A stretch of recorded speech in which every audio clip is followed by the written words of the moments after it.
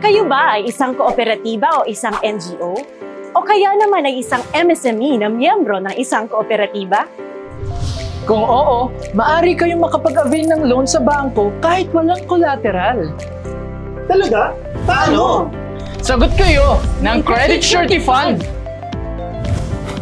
Ang Credit Surety Fund ay isang credit enhancement scheme na sinimula ng Bangko Sentral ng Pilipinas. Layunin nitong makatulong sa mga negosyante na makapag-loan sa bangko para gamitin sa negosyo kahit walang collateral. Malaking tulong din ang CSF sa mga MSME para makapag-loan kahit wala silang credit track record. Matagal na ba ang CSF? Naisabatas ang CSF noong 2015 sa bisa ng Republic Act 10744 o ang Credit Surety Fund Cooperative Act of 2015.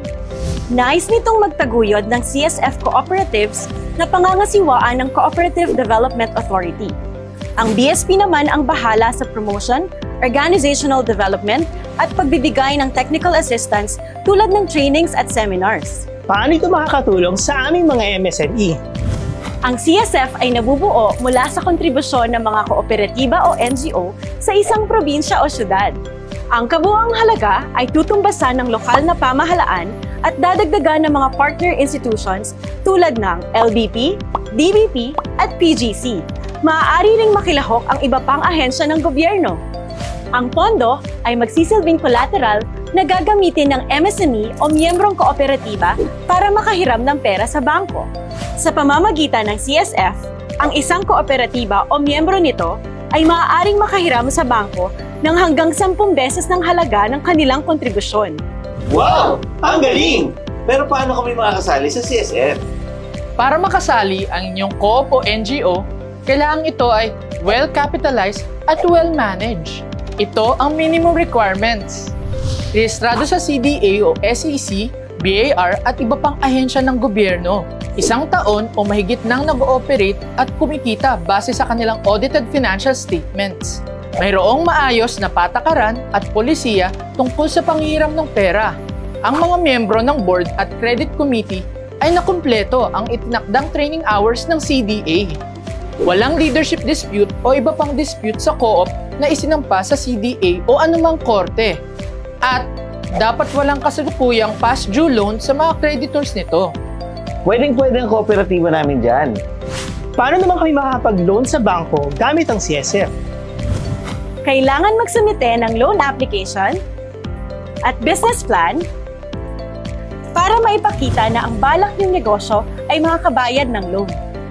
Kapag na-evaluate na ng CSF board ang business plan at naaprubahan ang loan proposal, hihintayin na lang ang resulta ng evaluation ng bangko.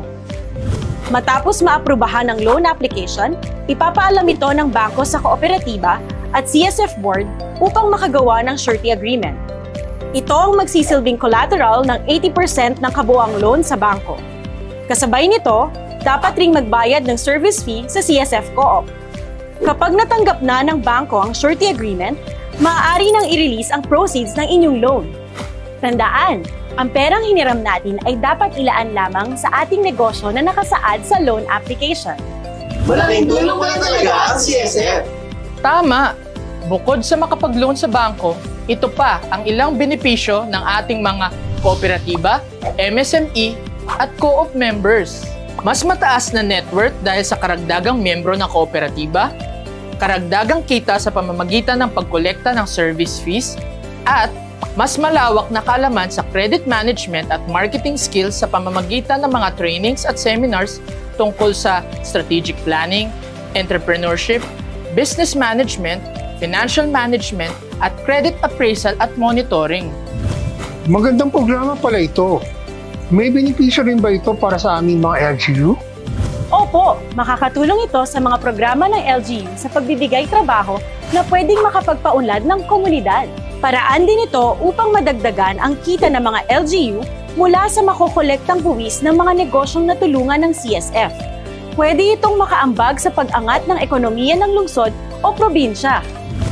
At para sa karagdagang impormasyon, makipag-ugnayan sa inyong lokal na pamahalaan o sa CDA.